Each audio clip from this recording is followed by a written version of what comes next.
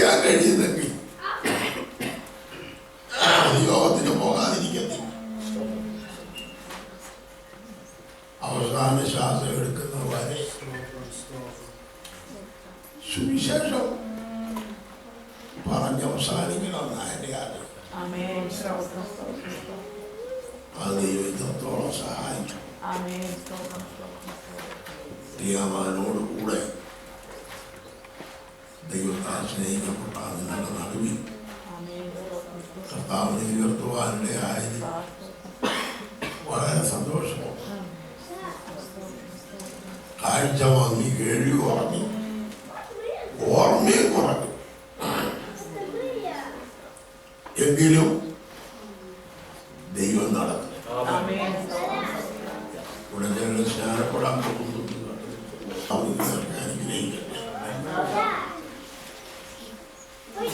കാലത്ത് ചിന്തനത്തിനായി വിശുദ്ധ മത്തായി സുവിശേഷം 3-ാം അധ്യായം 13 മുതലുള്ള വാക്യങ്ങൾ വായിക്കും. അനന്തരം യേശു യോഹന്നാൻ സ്നാനമേൽക്കുവാൻ ഗലീലയിൽ നിന്ന് യോർദ്ദാനക്കരെ അവന്റെ അടുക്കൽ വന്നു. യോഹന്നാനോ അവനെ വിലക്കി, നിന്നാൽ സ്നാനമേൽക്കുവാൻ എനിക്ക് ആവശ്യം, പിന്നെ നീ എന്റെ അടുക്കൽ വരുന്നുവോ എന്ന് പറഞ്ഞു. യേശു അവനോട്, ഇപ്പോൾ സമ്മതിക്കാം, ഇങ്ങനെ സകല നീതിയും നിവർത്തിക്കുന്നത് നമുക്ക് ഉചിതം എന്ന് ഉത്തരം പറഞ്ഞു. എന്നാലേ അവൻ സമ്മതിച്ചു. യേശു സ്നാനമേറ്റ ഉടനെ വെള്ളത്തിൽ നിന്ന് കയറി. അപ്പോൾ സ്വർഗം തുറന്നു, ദൈവാത്മാവ് പ്രാവെന്ന പോലെ ഇറങ്ങി തന്റെ മേൽ വരുന്നത് അവൻ കണ്ടു.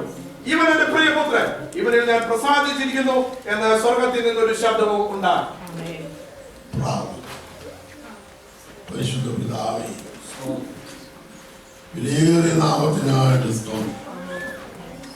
അനുഗ്രഹിക്കപ്പെട്ട ഈ പകലിൽ അവിടുത്തെ വചനവുമായി ദൈവത്തിന്റെ സന്നിധിയിലായിരിക്കുന്ന കർത്താവേ, ധാരാളമായ കൃപകൾ തന്ന് ഞങ്ങളെ അനുഗ്രഹിക്കണമേ. വിളിക്കുന്ന വളരെ പ്രിയന്മാരാക്കാൻ പോകുന്നതിനായി ദൈവനാമം നിങ്ങൾ ഗുണമറിയപ്പെടണം. വായിച്ച വേദഭാഗത്തു നിന്ന് ചൂണ്ടിപ്പാലത്ത് പതരണം. ഈ സഭയെ ദൈവം അനുഗ്രഹിക്കും. ഭാഷാനന്ദനു വേണ്ടി, പ്രിയപ്പെട്ടവർക്ക് വേണ്ടി, എൻ്റെ വാത്സല്യ പിതാവ് അച്ഛനു വേണ്ടി, ഞങ്ങളുടെ പ്രിയ കുഞ്ഞുവിനു വേണ്ടി എല്ലാം പ്രാർത്ഥിക്കും. തിരുനാമം എല്ലാവരും മഹത്വപ്പെടുത്തും. യേശുനാഥ് പ്രവർത്തിക്കുന്നു.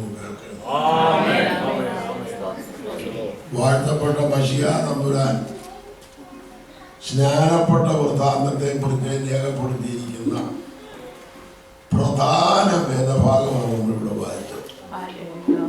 സ്തോത്രം. ലോകത്തിൽ സ്നാനം എന്നുള്ള ഒരു ശുശ്രൂഷ നടത്താൻ ദൈവം അയച്ച മനുഷ്യനാണ് സഖര്യാ പുരോഹിതന്റെ മകനായ യോഹന്നാൻ. യേശു യോഹന്നാനാൽ സ്നാനമേൽപ്പാൻ യോർദാൻ കര അവന്റെ അടുക്കൽ അവിടെ നടന്ന സംഭവത്തെ കുറിച്ചുള്ള ഭാഗമാണ് നമ്മളിവിടെ വായിച്ചത്. അത് കുറച്ചു പേരൊന്നുമല്ല, യോർദാന്റെ ഇരു കരയിലുമുള്ള എല്ലാ നാട്ടുകാരും ഈ ശിശുക്കളൊക്കെ കാണാനും കേൾക്കാനും അനുഭവിക്കാനും ഒക്കെ വന്നിട്ടുണ്ട്. അതേക്കുറിച്ച് എഴുത്തുകാരൻ പറയുന്ന അന്ന് 5-ാം വാക്യമാണെന്ന് ഒന്ന് വായിച്ചേ. അന്ന് യെരൂശലേമിലും യഹൂദദേശക്കാരൊക്കെ യോർദാന്റെ ഇരുകരയിലുമുള്ള എല്ലാ നാട്ടുകാരും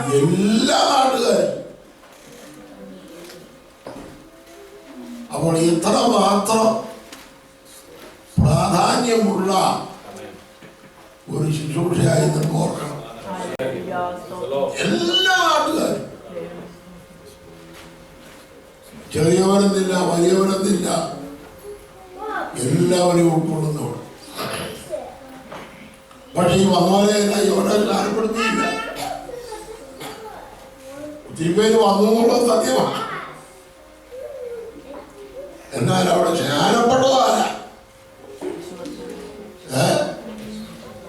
അവിടെ തന്നെ പറഞ്ഞിട്ടുണ്ട്, അവര്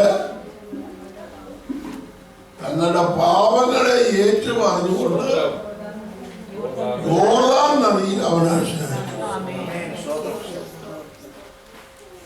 എന്ന് പറഞ്ഞാൽ യഥാർത്ഥമായി മാനസാന്തരപ്പെട്ടവരെ യോഹന്നാൻ സ്നാനപ്പെടുത്തി. ഈ സ്നാനം എന്നൊരു ശിശുവിന്റെ ഭൂമിയിൽ ആരംഭിച്ചത് തന്നെ യോഹന്നാന്റെ കാലത്താണ്. സ്ത്രീകളിൽ നിന്ന് ജനിച്ചവൻ യോഹന്നാനേക്കാൾ വലിയവൻ ആരും എഴുന്നേറ്റിട്ടില്ല. ആ വലിയ പ്രവാചകനെയാണ് ഈ മഹനീയമായ ശിശുവിനെ നിവർത്തിപ്പാൻ തമ്പുരാൻ അയച്ചത്. അവർ യഹൂദിയ മരുഭൂമിയിൽ വന്ന് മാനസാന്തര സ്നാനം പ്രസംഗിച്ചു. സ്വർഗരാജ്യം സമീപിച്ചിരിക്കുന്നു, മാനസാന്തരപ്പെടുകയും. മാനസാന്തരപ്പെടാത്തവരെ ആരെ സ്നാനപ്പെടുത്തിയിട്ടില്ല. ഒരു കാര്യം കൂടി എടുത്തു പറഞ്ഞു. എന്താ വായിച്ചത്? തങ്ങളുടെ പാപങ്ങളെ ഏറ്റു. മാനസാന്തരപ്പെട്ടാ പോരാ. മാനസാന്തരം ഏറ്റുപറച്ചിലെ ആരംഭമാണ്. എന്നാൽ ഇവിടെ എടുത്തു പറഞ്ഞു പാപങ്ങളെ ഏറ്റു പറഞ്ഞുകൊണ്ട് വലിയ ഉണർവിന്റെ കാറ്റ് കാട്ടുതീ പോലെ അവിടെ വ്യാപിച്ചു. ജനഹൃദയങ്ങളിൽ പാപബോധത്തിന്റെ വിത്ത് പരിശുദ്ധാത്മാവ് അയച്ചു. ചെറിയവരെന്നില്ല, വലിയവരെന്നില്ല, പട്ടാളക്കാരെന്നില്ല, പോലീസുകാരെന്നില്ല, ചന്തക്കച്ചവടക്കാരെന്നില്ല, കൃഷിക്കാരെന്നില്ല, എല്ലാ തുറയിലും അനേക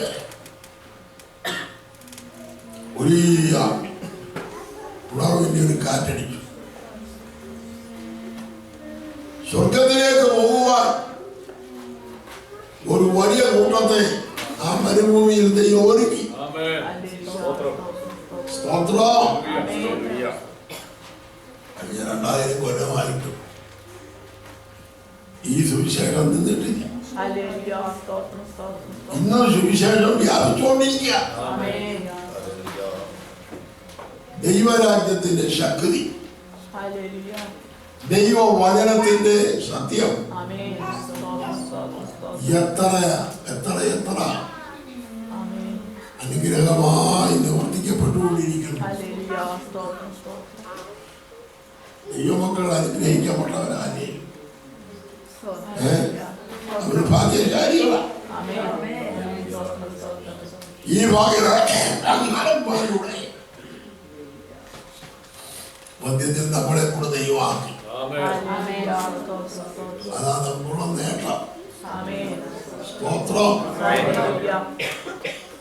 കഴിഞ്ഞ ദീർഘവർഷങ്ങളായി ദൈവത്തെ സ്നേഹിപ്പാൻ മുന്നോട്ടിറങ്ങി ആ പ്രത്യാശയുടെ വാഗ്ദാനങ്ങളെ മുറുകെ പിടിച്ചുകൊണ്ട് ദൈവത്തെ സേവിക്കുന്ന നിങ്ങളെ എല്ലാം ദൈവം അനുഗ്രഹിക്കട്ടെ. ഈ സത്യം അകത്ത് കയറിയാൽ ഒരു ദിവസം മുന്നമേ സ്നാനപ്പെടണം. കാരണം സ്നാനപ്പെട്ടവർക്ക് അതിന്റെ അഭിപ്രായമുള്ളവർക്കൊക്കെ അറിയാമല്ലോ. പക്ഷെ നേരത്തെ ഒത്തില്ലല്ലോ എന്നൊരു ഭയം. സ്നാനപ്പെടുന്നതിന് മുമ്പ് എത്ര പറഞ്ഞാൽ വരട്ടെ വരട്ടെ അവധി വെച്ച് നിൽക്കും. സ്നാനപ്പെട്ട് കഴിയുമ്പോൾ മനസ്സിലാകും അയ്യോ കുറച്ചുകൂടെ നേരത്തെ വേണ്ടിയതായിരുന്നു. സമയം വളരെ നഷ്ടമായി പോയി. അങ്ങനെ ദുഃഖിക്കുന്ന ഒരു ദൈവം. കൃപയാൽ 50 വർഷമായി സത്യമനുസരിച്ചു ദൈവത്തെ സേവിപ്പാനുള്ള ഭാഗ്യ കർത്താവ് തന്നു. അനേകായിരങ്ങൾ ഇന്നും ഈ സത്യത്തിന് വേണ്ടി എവരെ നിൽക്കുന്നു എന്നുള്ളത് എത്ര സന്തോഷമാണ്. അതുകൊണ്ട് കർത്താവിൻ്റെ സാക്ഷികളായി ഈ പ്രദേശങ്ങളിൽ നിന്നും ചിലരെ ദൈവം വേർതിരിച്ചല്ലോ. കർത്താവ് നിങ്ങളെല്ലാം അനുഗ്രഹിക്കട്ടെ. കഴിഞ്ഞാൽ പിന്നെ ദൈവത്തിന് ആനന്ദമൊക്കെ ചെറുപ്പക്കാരെ ചെയ്യും. അവർക്ക് ശക്തമായിട്ടൊക്കെ പറയാം. നമ്മളും അങ്ങനെയൊക്കെ ആനന്ദമായിരുന്നു.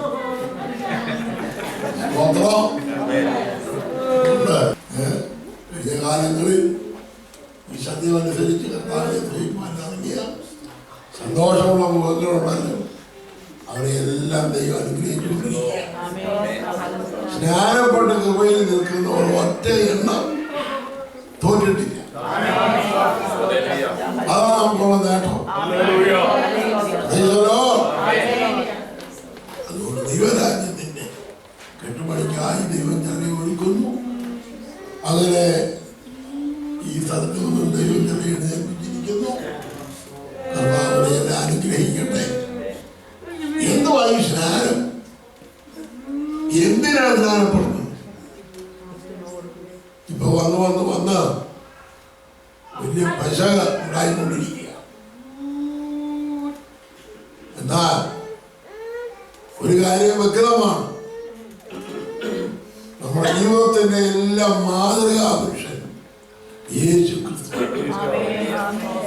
ഞാൻ ഒത്തിരി വിശദീകരിക്കാതെ ഒന്ന് രണ്ട് ദൃഷ്ടാന്തങ്ങളുണ്ടെന്ന് ലോകത്തിൽ സ്നാനത്തിന് ആവശ്യമില്ലാത്ത ഒരു വ്യക്തി ഉണ്ടാകുന്ന യേശു ക്രിസ്തു.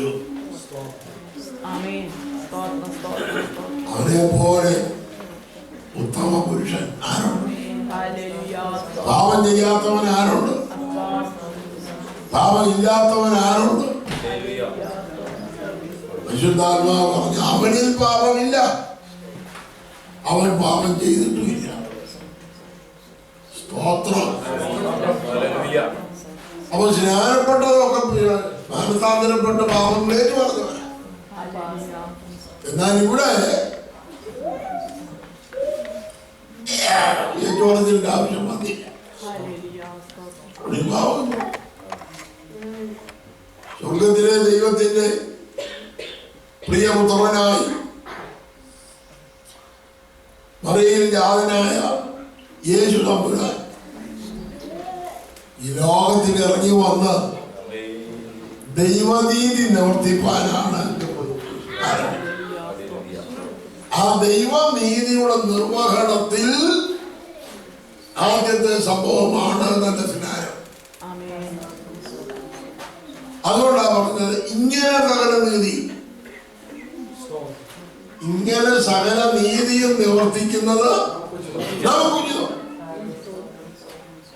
യോഹന്നാൻ വിലക്കി. എന്തുകൊണ്ടാണ്? യോഹന്നാൻ പരിശുദ്ധാത്മാവിനാൽ നടത്തപ്പെടുന്നയാളാണ്. അനേകരെ സ്നാനപ്പെടുത്തിയെങ്കിലും യേശുവിനെ വിലക്കി.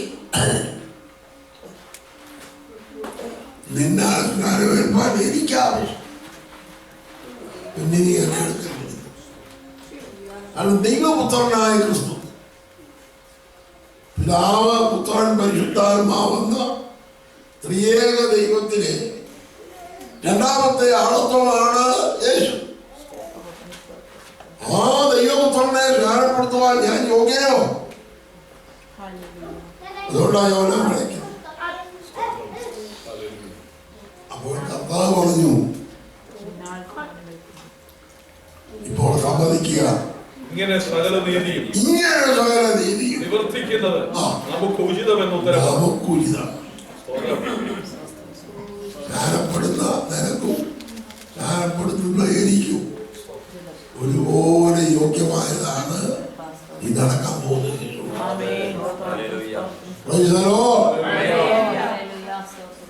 സ്നാനം കാണാൻ ചെന്നവർ സ്നാനപ്പെട്ടു പോകും.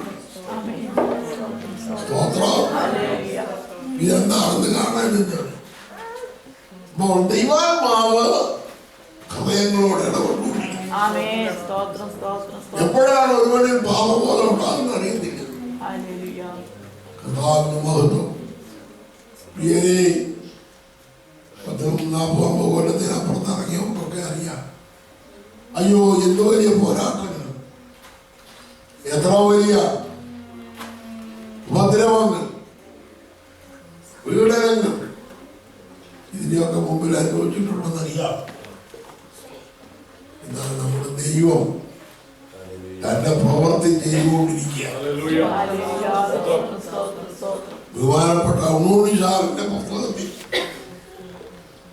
ഭാഷയിൽ എബ്രഹാമിന്റെ ആത്മകഥാ പുസ്തകത്തിൽ എഴുതിയിട്ടുണ്ട്. റാമി വരുമ്പോഴക്കടവിൽ ഒരു സ്നാനം നടന്നു. 7 പേരോട്ടോ സ്നാനപ്പെട്ടു. 7-ാം തീയതിക്കുള്ള നന്ദിന് പോകും. ആ സ്നാനത്തിന് പാവപ്പെട്ട ദൈവമക്കൾ പാട്ടുപാടി വന്ന് ജ്ഞാനേശ്വരുടെ നടത്താൻ പോവാം. അങ്ങനെ ഓരോരുത്തരായിട്ട് വന്ന് സ്നാനപ്പെട്ടുകൊണ്ടിരിക്കുമ്പോൾ കൊടുങ്കാറ്റ് പോലെ ഒരു മനുഷ്യൻ ഓടി വന്നു, ഒരു പ്രാന്തനെ പോലെ. അവൻ സ്നാനപ്പെടുത്തുന്ന ദൈവദാസൻ ഉഭയസമ്മത വാചകമൊക്കെ പറഞ്ഞു കൊടുത്ത് ഒരു സഹോദരിയെ സ്നാനപ്പെടുത്തുക. അവനിങ്ങോട്ട് വന്ന് ഒട്ടും കൂശാതെ ഈ സ്ത്രീയെ ഇങ്ങോട്ട് പിടിച്ച് ഒരൊറ്റ കറുക ഇവിടോട്ട് ആ കയത്തിലോട്ട്.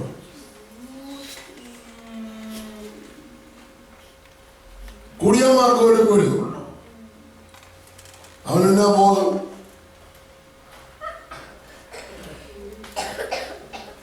സാറിന് ഉള്ളിൽ എനിക്കൊരു പ്രയാസം തോന്നി. നോക്കണേ, ജനമെല്ലാം വാവിട്ട് നിലവിളിച്ച് പ്രാർത്ഥിച്ചുകൊണ്ട് നിൽക്കുക.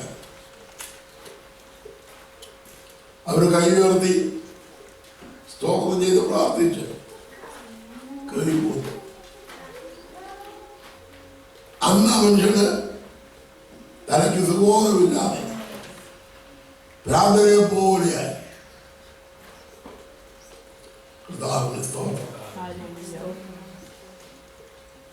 റാന്നിന്ന് കുമ്മനാട് വരെ നടക്കുക. ഇന്നത്തെ പോലെ എല്ലാവരും ഒടുവിൽ നേരെ പ്രചാരമായപ്പോഴേക്ക്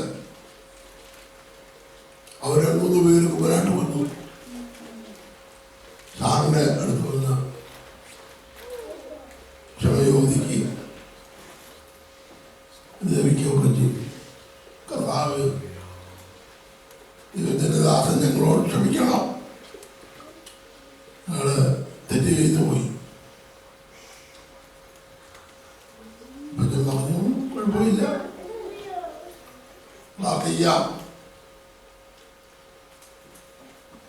അവന് വേണ്ടി പ്രാർത്ഥിച്ചു. നിങ്ങളെ സമാധാനത്തോടെ പോവുക. ഇല്ല, ധാരണയും കൊണ്ട് ഞങ്ങൾ പോകുന്നു. അദ്ദേഹം ഇത്രയും നടന്ന് ജ്ഞാനവിശേഷമൊക്കെ നടത്തി ക്ഷീണിച്ചു വന്നിരിക്കുക.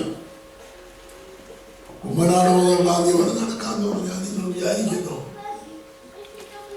കുറ്റൊന്നും അല്ലല്ലോ. അവരുടെ നിർബന്ധ ഹേതുവായി ഉടനെ തന്നെ ഞാൻ അവരോടുകൂടെ പോയി. നടന്ന് ഈ സ്നാനം തടഞ്ഞ് പ്രിയപ്പെട്ടവന്റെ വീട്ടിൽ ഒരാഴ്ചത്തേക്കോ യൂണിഷാറിന്റെ ക്ലാസ് എത്ര പേര് വന്ന് വചനം കേട്ടു. പിറ്റേ ആഴ്ച 40 കിലോഗ്രാം പേരാണ്. പെരുമ്പഴക്കടവിൽ നടന്ന കാര്യം പ്രായമുള്ളവർക്കറിയാം. അപ്പോ ദൈവത്തിന്റെ വിശ്വസ്തത എത്ര വലുതാണ്. അന്നേരം ദൈവമക്കൾക്ക് അല്പം പ്രയാസം തോന്നിയെങ്കിലും ഇന്നത്തെ ദൈവത്തിന്റെ ഒരു വലിയ പ്രവൃത്തിയാണ് ആരംഭം. ദൈവസഭയുടെ വേലയ്ക്ക് കുമ്മനാട് കഴിഞ്ഞാൽ ഏറ്റവും വടക്കൂറുള്ളത് റാന്നിയാണ്.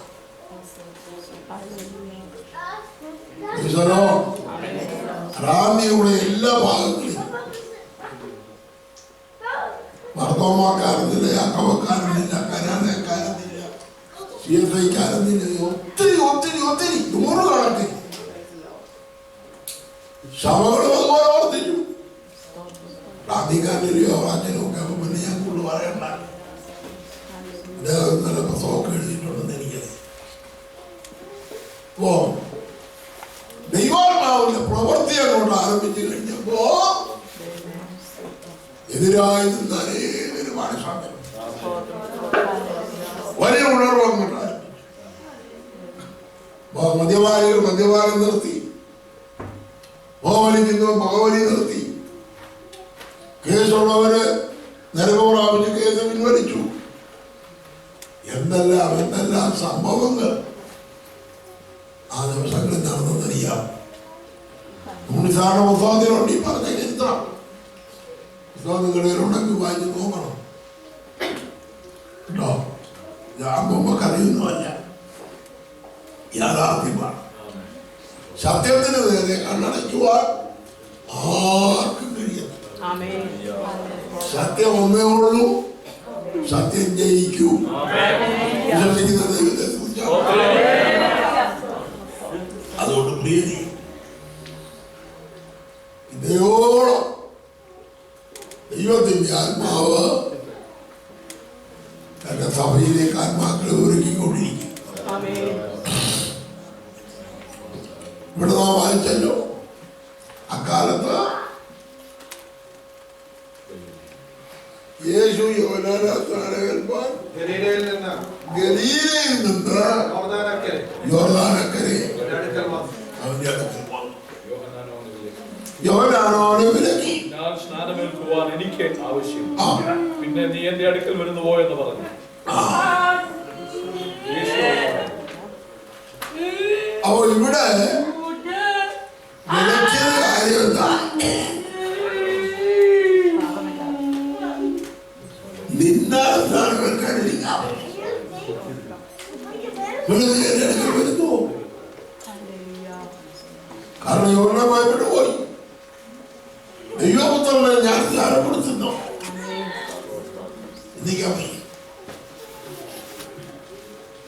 കർത്താവ് പറഞ്ഞു, നീ ഇത് സമ്മതിക്കും. ഇങ്ങനെ സകല നീതിയും നിവർത്തിക്കുന്നത് എനിക്കും നിനക്കും ഉചിതമാണ്.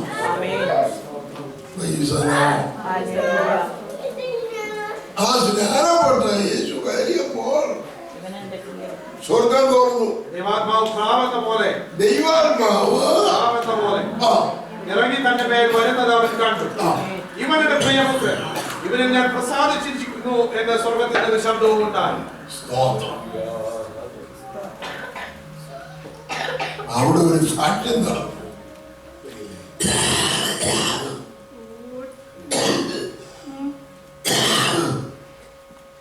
ഇവനെന്റെ പ്രിയപുത്രൻ, ഇവനിൽ ഞാൻ പ്രസാദിച്ചു.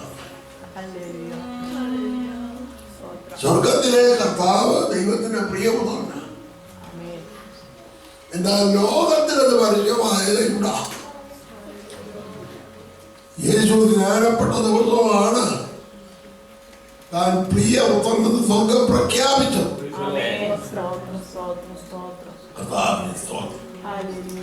എന്തൊരു അനുഗ്രഹമാണ്. ആരൊക്കെ കളിയാക്കിയാലും ശരി, ആരൊക്കെ ഉപദ്രവിച്ചാലും ശരി, ആരൊക്കെ പള്ളു പറഞ്ഞാലും ശരി, പേടിക്കണ്ട. ദൈവത്തിന് സ്തോത്രം.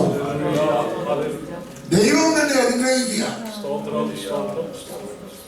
വെറും കൂലിവേലക്കാരും പാവപ്പെട്ടവരും അക്ഷരാഭ്യാസം ഇല്ലാത്തവരും അനേക സാധുക്കൾ ഈ വചനം കേട്ട് അനുഗ്രഹിക്കപ്പെട്ട് രക്ഷിക്കപ്പെട്ട് ശാരപ്പെട്ട് കൃപയിൽ വന്നതുകൊണ്ട് അവരുടെ തലമുറകളെയൊക്കെ ദൈവം കൊണ്ട് അനുഗ്രഹിക്കാറുണ്ട്.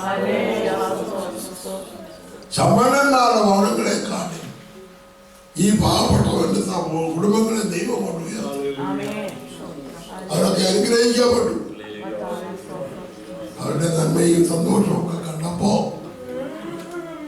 എതിർത്ത് നിന്ന കുറെ പേര്, എടാ ഇതാണ് ആ സത്യം, നിശ്ചയമായിട്ടും നമുക്ക് ഇതിൽ കൂടെ തന്നെ പോണം. അത് നമുക്ക് നമ്മുടെ നാട്ടിൽ നാട്ടിലെ സമുദായ പ്രമാണികളും അവരുടെ കേസും വ്യവഹാരവും അയ്യോ എന്തെല്ലാം കേൾക്കണം. ആ സ്ഥാനത്ത് നിന്ന് പ്രാർത്ഥിക്കാൻ ഇറങ്ങിയ ദൈവങ്ങൾ അവരുടെ ആത്മാർത്ഥതയെ ദൈവം മാനിച്ചു.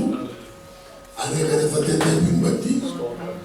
റാന്നി, കുമ്പനാട്, കോഴഞ്ചേരി, മല്ലപ്പള്ളി, കോട്ടയം എന്ന് വേണ്ട മധ്യ കേരളത്തിന്റെ വിവിധ ഭാഗങ്ങളിൽ നൂറുകണക്കിന് ആയിരക്കണക്കിന് ആളുകൾ ദൈവഭാഗത്തേക്ക് വന്ന് ഈ സത്യത്തെ സ്വീകരിക്കും. എതിർപ്പും പ്രയാസവും ഒക്കെ തൽക്കാലം ഉണ്ടായെങ്കിലും എതിർപ്പ് എവിടെ ഉണ്ടായോ അവിടെ ഒക്കെ ആത്മാക്കൾ ഒന്നിക്കണം. ഇത് കളിയല്ല, ഇത് സത്യമാണ്, ഇത് ദൈവം പ്രസാദിക്കുന്നതാണ്. ഇവിടെ വായിച്ച കേട്ടല്ലോ, ഇവൻ എന്റെ പ്രിയപുത്രൻ, ഇവനിൽ ഞാൻ പ്രസാദിച്ചിരിക്കും. നീ എങ്ങനെ പ്രസാദിപ്പിക്കാൻ കാശ്മീരി പോകണ്ട, ശബരിമലയ്ക്ക് പോകണ്ട കേട്ടോ. നിന്റെ വീട്ടിൽ ഇരുന്ന് പ്രാർത്ഥിക്കും. ദൈവത്തിന് പ്രസാദമുള്ളത് ദൈവാത്മാവിന്റെ ഹൃദയത്തിൽ തന്നുകൊണ്ടിരിക്കും. നിശ്ചയമായിട്ടും ഈ സത്യത്തെ പിൻപറ്റുവാൻ നമുക്ക് ലഭിച്ച ഭാഗ്യമോ ചെറുതല്ല. ദൈവത്തിന് സ്തോത്രം. എന്താ വാടി ജ്ഞാനം? ജ്ഞാനം എന്നാൽ എന്തുവാ? അത് ഒരു വലിയ ക്രിയ തന്നെ അവിടെ നടക്കുന്നു. ഈ സ്നാനത്തിന്റെ അർത്ഥം മനസ്സിലാകണമെങ്കിൽ റോമാലേഖനം 6-ാം അധ്യായം പഠിക്കണം. ഞാൻ എന്താണെന്നുള്ള വിശദീകരണം അവിടെ പറയുന്നുണ്ട്.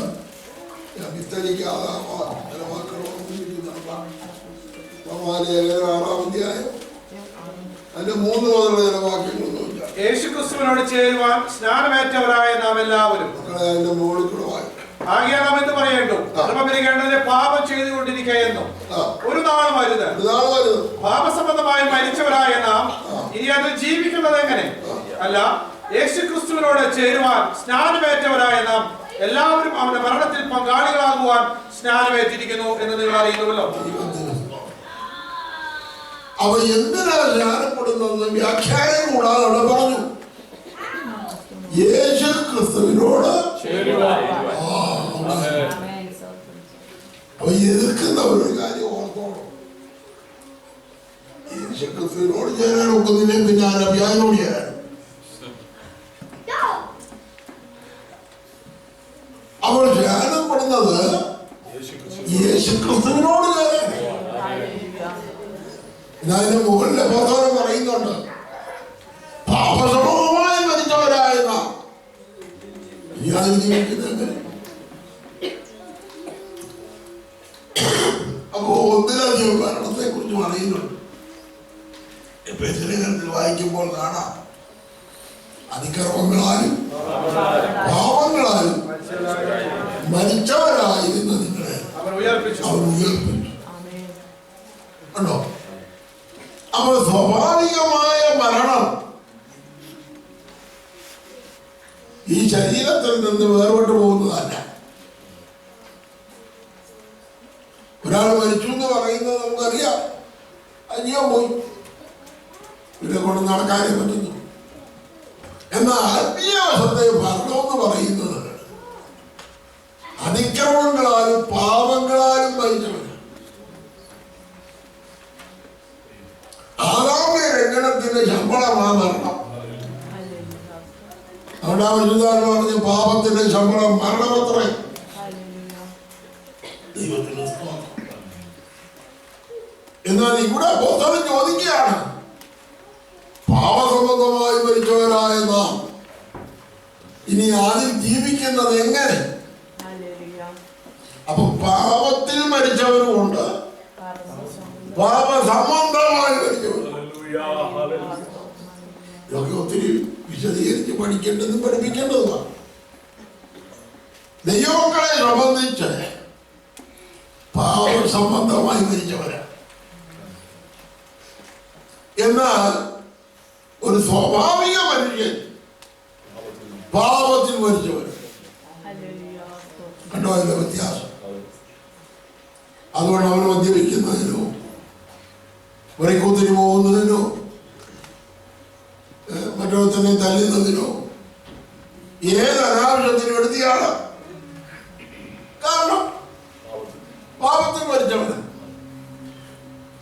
എന്നാൽ പാപസംബന്ധമായി മരിച്ചവർ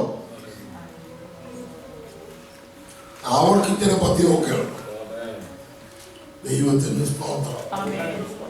അപ്പൊ ജീവിതത്തിൽ മാതൃകയായി പ്രിൻസിപ്പൽ ഉള്ളവരായി ക്രമീകൃതമായ ആത്മീയ ജീവിതത്തിന് അവൻ പാപത്തിൽ മരിച്ചവരല്ല, പാപസംബന്ധമായി മരിച്ചവർ. അതുകൊണ്ട് നമ്മുടെ ജീവിതത്തിൽ വിശുദ്ധ ജീവിതത്തിന്റെ അടിസ്ഥാനം പാപസംബന്ധമായി മരിച്ചവരായി.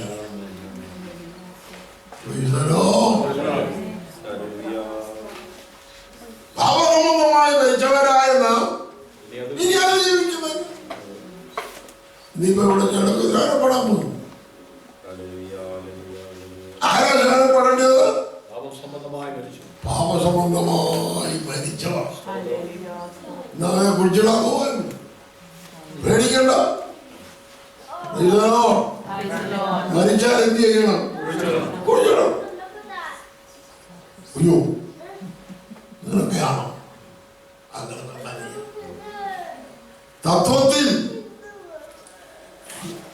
ഒരു കുഴി വെട്ടി ഒരാളിനെ അടക്കം ചെയ്യുന്ന പോലെ സ്നാനപ്പെടുന്ന കുഴിയെ വെള്ളത്തിന്റെ ആഴത്തിൽ കുഴിച്ചിടുക. ദൈവത്തിന് സ്തോത്രം. അതുകൊണ്ട് ഇവിടെ അപ്പോസ്തലൻ പറഞ്ഞു, പാപസംബന്ധമായി മരിച്ചവരായ നാം അത് ജീവിക്കുന്നത് എങ്ങനെ? അല്ല, യേശുക്രിസ്തുവിനോട് ചേരുവാൻ സ്നാനമേറ്റവരായ നാം മരണത്തിൽ പങ്കാളികളാകുവാൻ യേശുക്രിസ്തുവിനോട് കൂടെ ക്രൂശിക്കപ്പെടുക, അടക്കപ്പെടുക, ഉയർത്തെഴുന്നേൽക്കുക. ഈ ക്രിയകളെല്ലാം സ്നാനത്തിലുണ്ട്. അത് കേട്ട 6-ാം അധ്യായത്തിന്റെ 3 മുതലുള്ള വാക്യങ്ങൾ വായിക്കുമ്പോൾ വ്യക്തമായി മനസ്സിലാകും. അല്ല, യേശുക്രിസ്തുവിനോട് ചേരുവാൻ സ്നാനമേറ്റവരായ നാം എല്ലാവരും അവന്റെ മരണത്തിൽ പങ്കാളികളാകുവാൻ സ്നാനമേറ്റിരിക്കുന്നു എന്ന് നിങ്ങൾ അറിയുന്നില്ലയോ? കർത്താവായ യേശുക്രിസ്തുവിന്റെ മരണത്തിന്റെ സാദൃശ്യത്തോടെ ഏകീഭവിക്കുന്നു സ്നാനം. ഞാൻ ക്രിസ്തുവിനോടുകൂടെ മരിച്ചു, ക്രിസ്തുവിനോടുകൂടെ ക്രൂശിക്കപ്പെട്ടു, ക്രിസ്തുവിനോടുകൂടെ മരിച്ചു, ക്രിസ്തുവിനോടുകൂടെ അടക്കപ്പെട്ട് ഉയർത്തെഴുന്നേറ്റ് ജീവന്റെ ഒതുക്കത്തിൽ നടക്കുന്ന പ്രക്രിയക്കാണ് സ്നാനമെന്ന് പറയുന്നത്. അപ്പൊ സ്നാനപ്പെട്ടേക്ക് വേണ്ടിട്ട പോലെ ജീവിക്കാനൊക്കെ അവിടെ ഇവിടെ പറ്റുന്ന പരിവക്കേട്. ഇന്ന് അനേകര് സ്നാനപ്പെട്ട ശേഷം ബോധമില്ലാതെ ജീവിക്കുക. ദൈവത്തിന്റെ സ്തോത്രം. അത് ദൈവത്തിന് അനുവദിക്കുന്നില്ല. അതുകൊണ്ട് പഴയ മനുഷ്യനെ അവന്റെ പ്രവൃത്തികളോടുകൂടെ ഉരിഞ്ഞു കളഞ്ഞ് പുതുമനുഷ്യരായ ക്രിസ്തുവിനെ വിശ്വാസത്താൽ ധരിച്ച് ക്രിസ്തുവിനോടുകൂടെ യാത്ര ആ ധന്യമായ ആത്മീയ ജീവിതത്തിന്റെ അവസ്ഥയിലേക്ക് നമ്മളെ കൊണ്ടുവരുന്നതാണ് സ്നാനം.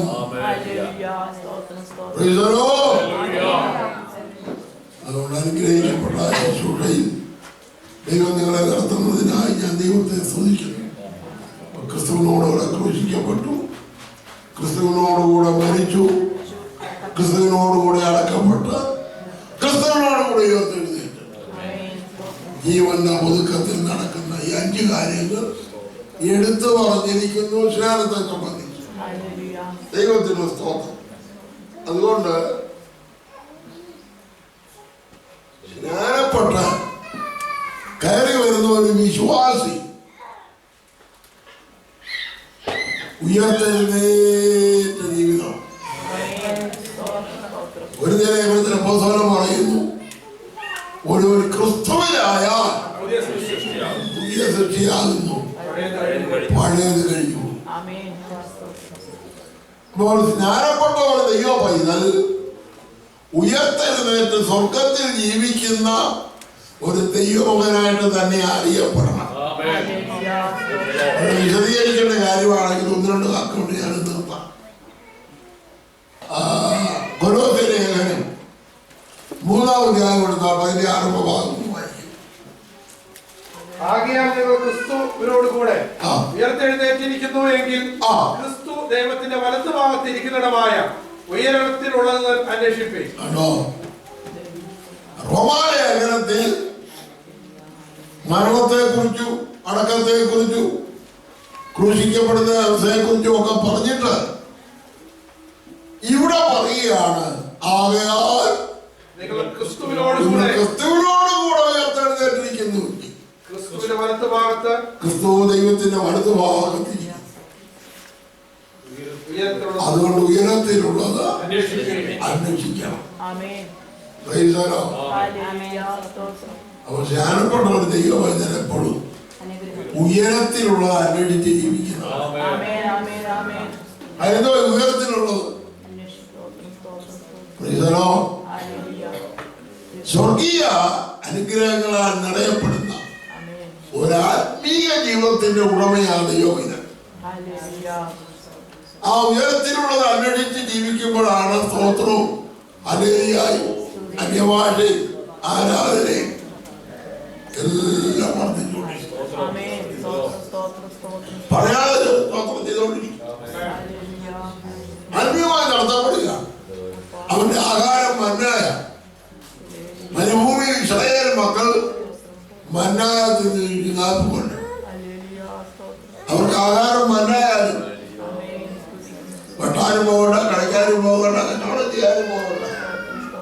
മന്ന അതിരാവിലെ ഇറങ്ങി പറക്കണം. 40 കൊല്ലമാരും മന്നായി. ദൈവത്തിന് സ്തോത്രം. മനുഷ്യ ശക്തിവാന്മാരുടെ അപ്പം തിന്നു. അവരുടെ കൊച്ചിന് കൂട്ടില്ലാതെ ദൈവം മന്നായാൽ അവരെ പോഷിപ്പിച്ചു. കണക്കൊണ്ട് ആളൊന്നിക്ക് ഇടങ്ങഴി വീട്. ഇവിടുത്തെ വയറന്മാര് ഇടങ്ങഴി കൊണ്ട് തന്നെ എടുക്കാൻ 3 പേർ തിന്നാവുന്ന പുള്ളിക്ക് ഇടങ്ങഴി കിട്ടി തന്നെ എടുക്കാൻ.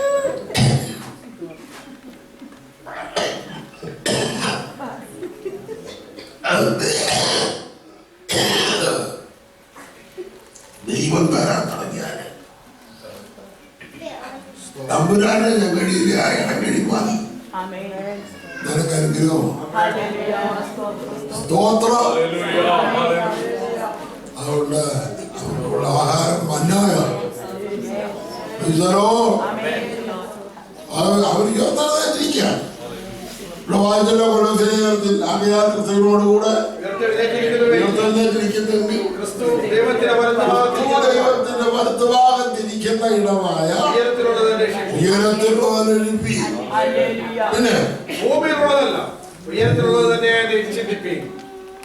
അപ്പൊ ഉയരത്തിലുള്ളത് അന്വേഷിക്കാനും ചിന്തിക്കാനും പ്രാപിക്കാനും നിനക്ക് ലഭിക്കുന്ന അതോറിറ്റിയാണ് സ്നാനത്താൽ കർത്താവ്. ക്രിസ്തുവിനോടുകൂടെ ചേരുവാൻ സാധനം, ക്രിസ്തുവിനോടുകൂടെ നടക്കുവാൻ തീരുമാനിച്ചു. ദൈവത്തിന് സ്തോത്രം. ഈ മനോഹരമായ ആത്മീയ ജീവിതത്തിന്റെ ഉടമകളായി ദൈവത്തെ സേവിപ്പാൻ നമ്മളെ വേർതിരിക്കുന്നു.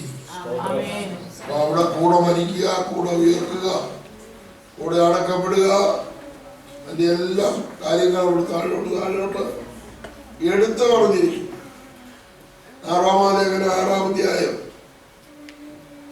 7 ബാക്കി ഒന്ന് വായിച്ചാണ്. അങ്ങനെ മരിച്ചവൻ പാപത്തിൽ നിന്ന് മോചനം പ്രാപിച്ചിരിക്കുന്നു. പാപത്തിന്മേൽ ജയം പ്രാപിക്കണമെന്ന് നീ മരിക്കണം. അങ്ങനെ പാപത്തിൽ നിന്ന് മോചനം പ്രാപിച്ചിരിക്കുന്നു. പിന്നെ നാം ക്രിസ്തുവിനോട് കൂടെ മരിച്ചുവെങ്കിൽ അവരോടുകൂടെ ജീവിക്കും.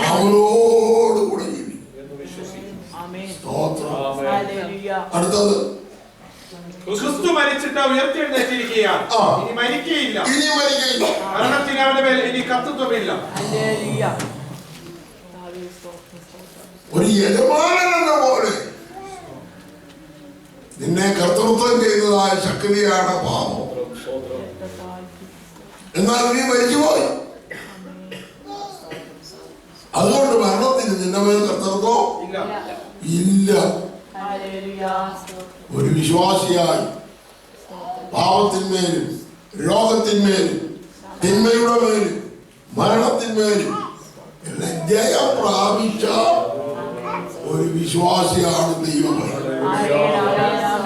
ദയാളിയായി ജീവിക്കുന്നവൻ ഇനി മരണത്തെ പേടിക്കേണ്ട ആവശ്യമില്ല. അങ്ങനെ ക്രിസ്തുവിനോടുകൂടെ മരിച്ചുവെങ്കിൽ കൂടെ ജീവിക്കും. ക്രിസ്തു മരിച്ചിട്ട് ലാഭിന്റെ മഹിമയാൽ ഉയർത്തെഴുന്നേറ്റതുപോലെ നാം എന്ത് ചെയ്യുന്നു? ജീവന്റെ പുസ്തകത്തിൽ നടക്കുക. 9-ാം വാക്യം വായിച്ച് ക്രിസ്തു മരിച്ചിട്ട് ഉയർത്തെഴുന്നേറ്റിരിക്കുക, ഇനി മരിക്കുകയില്ല. മരണത്തിന് അവന്റെ മേൽ ഇനി കർത്തൃത്വമില്ല. പിന്നെ അവൻ മരിച്ചത് പാപസംബന്ധമായി ഒരിക്കലായിട്ട് മരിച്ചു. അവൻ ജീവിക്കുന്നതോ ദൈവത്തിന് ജീവിക്കുന്നു. അതുകൊണ്ടും നിങ്ങളും പാപസംബന്ധമായി മരിച്ചവർ എന്നും ക്രിസ്തുയേശുവിൽ ദൈവത്തിന് ജീവിക്കുന്നവർ എന്നും നിങ്ങളെ തന്നെ എണ്ണുകയും. കേട്ടോ, ആ വാക്യം നമ്മൾ മനഃപ്പാഠമാക്കണം. എന്തുവാ പറഞ്ഞത്? മരിച്ചത് പാപസംബന്ധമായി ഒരിക്കലായിട്ട് മരിച്ചു. അവൻ ജീവിക്കുന്നതോ ദൈവത്തിന് ജീവിക്കുന്നു. ഔവണ്ണം നിങ്ങൾ പാപസംബന്ധമായി മരിച്ചവരെന്നും ക്രിസ്തുയേശുവിൽ ദൈവത്തിന് ജീവിക്കുന്നവരെന്നും നിങ്ങൾ തന്നെ എണ്ണുകയും. ക്രിസ്തുയേശുവിൽ ദൈവത്തിന് ജീവിക്കുന്നുവെന്ന് നിങ്ങളെ തന്നെ എണ്ണി ജീവിക്കണം. കേട്ടോ, ദിവസം തോറും നമുക്ക് ഒരു വലിയ ബോധമുണ്ടായിരിക്കണം. എന്റെ കർത്താവിനെ രക്ഷിച്ചു, പാപത്തിന്റെ കെടുമതിയിൽ നിന്ന് കർത്താവ് മുറിച്ചു. ഞാൻ ജീവന്റെ ഒതുക്കത്തിൽ നടക്കുന്ന ഒരു ദൈവവചനാണ്. അകത്തുള്ളവരോടും പുറത്തുള്ളവരോടും സമാധാനമായി ജീവിക്കാൻ കഴിയുന്ന ദൈവമൊക്കെ കഴിയുന്നു. കൊലോസ്യ ലേഖനത്തിലും റോമാലേഖനത്തിലും കൊരിന്ത്യ ലേഖനത്തിലും എല്ലാം ഈ കാര്യങ്ങൾ എടുത്തെടുത്ത് പറഞ്ഞിരിക്കുക. ദൈവത്തിന് സ്തോത്രം. സമയത്തിന് കുറവുകൊണ്ട് എന്നെ വയ്യാഴികളുണ്ട്, ഞാൻ കൂടുതലും നീട്ടുന്നില്ല. ദൈവത്തിന് സ്തോത്രം. അതുകൊണ്ട് അനുഗ്രഹിക്കപ്പെട്ട ആത്മീയ ജീവിതത്തിന്റെ ഉടമകളായി ദൈവത്തെ സേവിച്ച് ജീവിപ്പാൻ നിങ്ങൾ എടുത്തിരിക്കുന്ന തീരുമാനം മരണം വരെ നിലനിർത്തുവാൻ കർത്താവ് നിങ്ങളെ സഹായിക്കട്ടെ.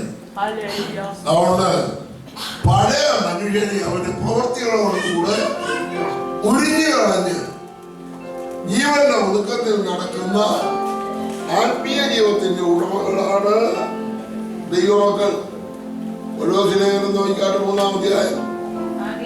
ക്രിസ്തുവിനോടുകൂടെ ഉയർത്തെഴുന്നേറ്റിരിക്കുന്നുവെങ്കിൽ ക്രിസ്തു ദൈവത്തിന്റെ വലത്ത് ഭാഗത്തിരിക്കുന്നതുമായ ഉയരത്തിലുള്ളത് അന്വേഷിപ്പിൻ. ഭൂമിയിലുള്ളതല്ല, ഉയരത്തിലുള്ളത് തന്നെ ചിന്തിപ്പിൻ. നിങ്ങൾ മരിച്ചു, നിങ്ങളുടെ ജീവൻ ക്രിസ്തുവിനോടുകൂടെ ദൈവത്തിൽ മറഞ്ഞിരിക്കുന്നു. നമ്മുടെ ജീവനായ ക്രിസ്തു വെളിപ്പെടുമ്പോൾ നിങ്ങളും അവനോടുകൂടെ തേജസ്സിൽ വെളിപ്പെടും. അതാണ് നമ്മുടെ പ്രത്യാശയുടെ സാക്ഷാത്കാരം. നമ്മുടെ ജീവനായ ക്രിസ്തു വെളിപ്പെടും. അവൻ നിങ്ങൾ അവനോട് കൂടെ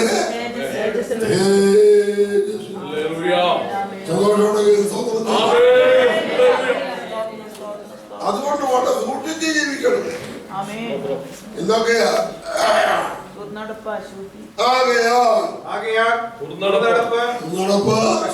അശുദ്ധി, അതിരാഗം, ദുർമോഹം, വിഗ്രഹാരാധന, അത്യാഗ്രഹം, ഇങ്ങനെ ഭൂമിയിലുള്ള നിങ്ങളുടെ അവയവങ്ങളെ മരിപ്പിക്കും. സത്യം കാക്കണം കേട്ടോ. സ്നാനപ്പെട്ടവർ ദൈവം ഇതിൽ ബോധിച്ച പോലെ ജീവിക്കാൻ ഒക്കത്തില്ല. ഈ അവയവങ്ങളെയൊക്കെ മരിപ്പിച്ച് ജീവിക്കണം. എന്നിട്ട് ഈ മഹാനിമിത്തം ദൈവകോപം മത്സരം കേട്ടവരുടെ മേൽ വരുന്നു. അവയിൽ ജീവിച്ചിരുന്ന കാലം നിങ്ങളും മുമ്പേ അവയിൽ നടന്നു പോന്നു. ഇപ്പോഴോ നിങ്ങളുടെ കോപം, ക്രോധം, ഈർഷ്യ, വായിൽ നിന്ന് വരുന്ന ദൂഷണം, ദുർഭാഷണം ഇവയൊക്കെയും വിട്ടുകളവി. അന്യോന്യം പറയരുത്.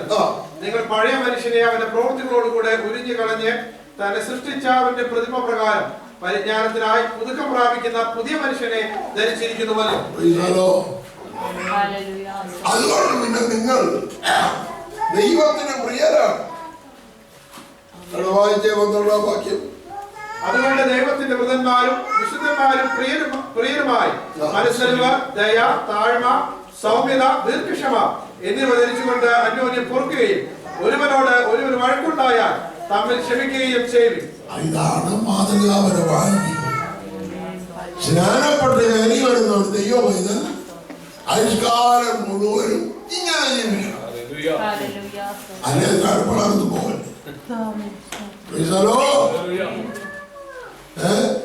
നമ്മുടെ കർത്താവ് സ്നാനപ്പെട്ട് കയറിയപ്പോഴാണ് പ്രിയമകൻ കേട്ടത്. അവനെന്റെ പ്രിയപുത്രൻ ഞാൻ പ്രസാദിക്കുന്നു. സ്നാനപ്പെടുന്ന ഓരോ വ്യക്തിയും ജീവന്റെ പുതുക്കത്തിൽ നടക്കത്തക്കവണ്ണം സ്വർഗീയ ദൈവത്തിന് സാക്ഷ്യം പ്രാപിക്കും.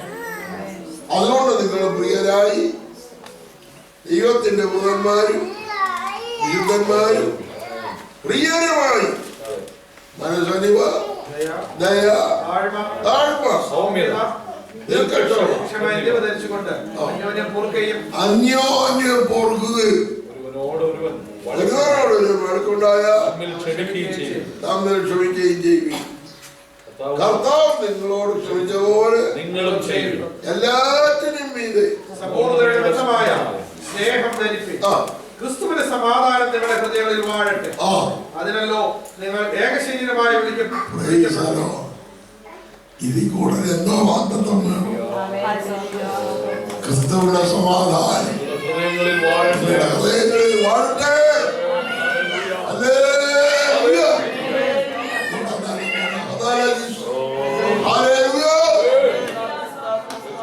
ദൈവരാജ്യത്തിന്റെ പ്രജകളായി സ്വർഗീയ പൗരന്മാരായി ക്രിസ്തുയേശുവിൽ പദ്ധതിയോടെ ജീവിപ്പാൻ ഈ വകയുള്ള ദൈവം നിങ്ങളെ അനുഗ്രഹിക്കുമാറാകട്ടെ.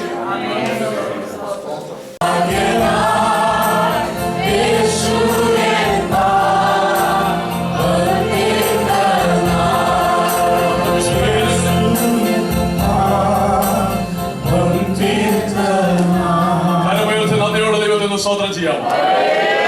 ഭാഗം നമുക്കിവിടെ വായിക്കുന്നത് കേൾക്കാം. We are going to be reading from Matthew chapter 3 verses 13 to 17. We are going to be reading also from Matthew chapter 28 verses 18, 19 and 20. മൂന്ന് വാക്യങ്ങൾ രണ്ട് ഭാഗത്തു നിന്ന് നമുക്ക് വായിക്കാം. നമുക്ക് ദിവസം വായിക്കുന്നത് കേൾക്കാം. അനന്തരം യേശു യോഹന്നാൻ സ്നാനമേൽക്കുവാൻ ഗലീലയിൽ നിന്ന് യോർദാനക്കരെ അവന്റെ അടുക്കൽ വന്നു. യോഹന്നാൻ അവനെ വിലക്കി, നിന്നാൽ സ്നാനമേൽക്കുവാൻ എനിക്ക് ആവശ്യം, പിന്നെ നീ എന്റെ അടുക്കൽ വരുന്നുവോ എന്ന് പറഞ്ഞു. യേശു അവനോട്, ഇപ്പോൾ സമ്മതിക്കുക, ഇങ്ങനെ സകല നീതി നിവർത്തിക്കുന്നത് നമുക്ക് ഉചിതം എന്ന് പറഞ്ഞു. എന്നാൽ അവൻ സമ്മതിച്ചു. യേശു സ്നാനമേറ്റ ഉടനെ വെള്ളത്തിൽ നിന്നും കയറി. അപ്പോൾ സ്വർഗം തുറന്നു. ദൈവാത്മാവ് പ്രാവുന്ന പോലെ ഇറങ്ങി അവന്റെ മേൽ വരുന്നത് അവൻ കണ്ടു. ഇവൻ എന്റെ പ്രിയപുത്രൻ, ഇവനിൽ ഞാൻ പ്രസാദിച്ചിരിക്കുന്നു എന്ന് സ്വർഗത്തിൽ നിന്ന് ഒരു ശബ്ദവും ഉണ്ടായി. സുവിശേഷം 28-ാം അധ്യായം 18, 19, 20 വാക്യങ്ങൾ പ്രിയപ്പെട്ടവർ വായിക്കും.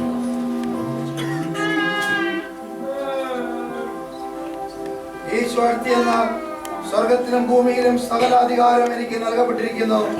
ആകയാൽ നിങ്ങൾ പുറപ്പെട്ട് പിതാവിന്റെയും പുത്രന്റെയും പരിശുദ്ധാത്മാവിന്റെയും നാമത്തിൽ സ്നാനം കഴിപ്പിച്ചും ഞാൻ നിങ്ങളോട് കൽപ്പിച്ചതൊക്കെയും പ്രമാണിക്കാൻ തക്കവണ്ണം ഉപദേശം കൊണ്ട് സകല ജാതികളെയും ശിഷ്യരാക്കിക്കൊള്ളുവീൻ. ഞാനോ ലോകാവസാനത്തോളം എല്ലാ നാളും നിങ്ങളോട് കൂടെ ഉണ്ടെന്ന് അരുളി ചെയ്തു. ഞാനോ ലോകാവസാനത്തോളം എല്ലാ നാളും നിങ്ങളോട് കൂടെ ഉണ്ടെന്ന് പകൽക്കാലം എല്ലാം കണ്ടത് ഒരു നിമിഷമാണ് അച്ഛൻ. പ്രിയപ്പെട്ടവർക്കായ ഒരു നിമിഷം കൂടെ പ്രാർത്ഥിക്കാനായി ഈ ശുശ്രൂഷയിൽക്കും അനുഗ്രഹിക്കപ്പെടുവാൻ, കർത്താവ് തന്റെ ജനത്തെ അനുഗ്രഹിപ്പാൻ ഇന്ന് അവർ തീരുമാനമെടുത്ത് ദൈവകൽപ്പന സ്വീകരിക്കുന്നതായ ഈ നിമിഷം മുതൽ അവരുടെ അവസാന ശ്വാസം വരെ സ്വർഗത്തിലെ ദൈവത്താൽ അവർ പരിപാലിക്കപ്പെടുവാൻ, ദൈവത്തിന് പ്രസാദമുള്ളതായ ഒരു ജീവിതം നയിച്ച് നിത്യത വരെയും ആമേൻ അവരെ വിശ്വസ്തയോടെ ജീവിച്ച് കടന്നു ചെല്ലുവാൻ സ്വർഗീയ അവരെ സഹായിക്കേണ്ടതിനായി എല്ലാ പ്രിയപ്പെട്ടവരും സ്തോത്രം ചെയ്താൽ, എല്ലാവരും സ്തോത്രം ചെയ്താൽ, എല്ലാ പ്രിയപ്പെട്ടവരും സ്തോത്രം ചെയ്താൽ. Hallelujah, hallelujah. സാധാരണ ഒരു സംഭവമല്ല. ദൈവത്തോട് ചേരുവാൻ, ക്രിസ്തുവിനോട് ചേരുവാൻ, നമ്മുടെ മരണ പുനരുദ്ധാനത്തിൽ പങ്കാളിയായി തീരുന്ന ഈ സ്നാന ശുശ്രൂഷ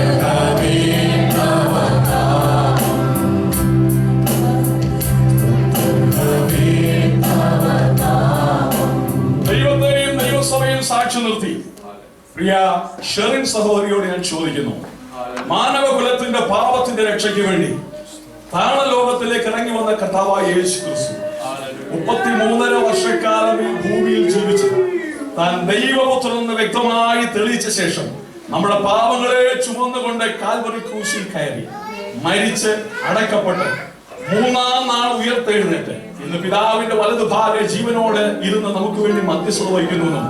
താമസമിന തന്നെ കാത്തിരിക്കുന്ന വിശുദ്ധന്മാരെ ചേർക്കുവാൻ മധ്യാകാശത്തിൽ വെളിപ്പെടുകയും ചെയ്യുമെന്നുള്ള തിരുവചനം പൂർണ്ണമായും സഹോദരി വിശ്വസിക്കുന്നു. ഈ വിശ്വാസത്തിനായ സഹോദരുടെ വിശ്വാസം അത് അങ്ങനെയാകിയാൽ കർത്താവായ യേശു ക്രിസ്തുവിന്റെ അന്ത്യകൽപ്പന പ്രകാരവും അപ്പോസ്തോലിക ഉപദേശ പ്രകാരവും പ്രിയ ഷെറിൻ സഹോദരുടെ സാക്ഷ്യവചനത്തെ ആധാരമാക്കിയും ഇന്ന് പകലിൽ ഞാൻ നിന്നെ പിതാവിന്റെയും പുത്രന്റെയും പരിശുദ്ധാത്മാവിന്റെ നാമത്തിൽ ഈ ജലത്തിൽ സ്നാനപ്പെടുത്തുന്നു.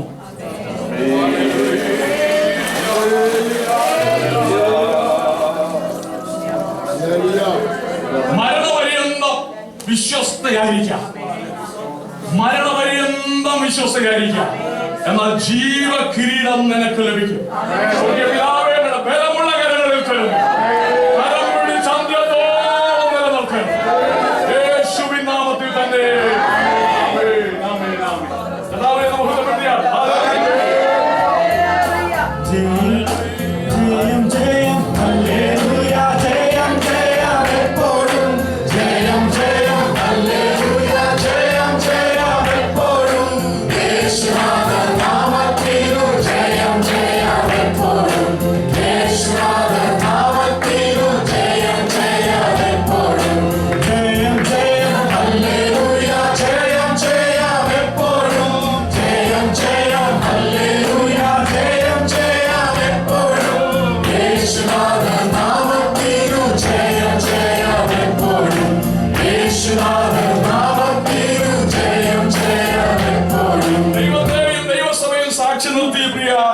ജോഷികളോട് ഞാൻ ചോദിക്കുന്നു, യേശു ക്രിസ്തു ദൈവപുത്രനെന്ന് താങ്കൾ വിശ്വസിക്കുന്നു?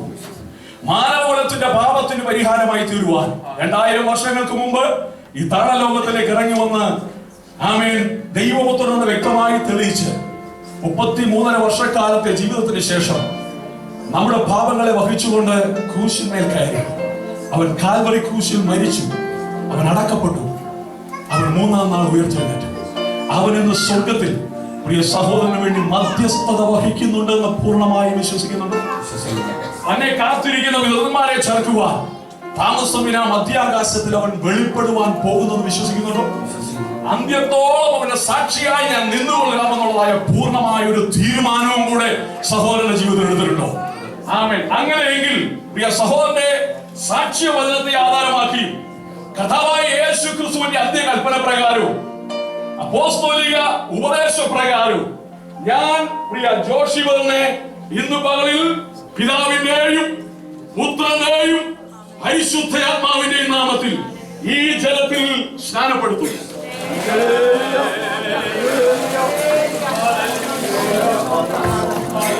മരണപര്യന്തം വിശ്വസ്തനായിരിക്കാം. മരണപര്യന്തം വിശ്വസ്തനായിരിക്കാം.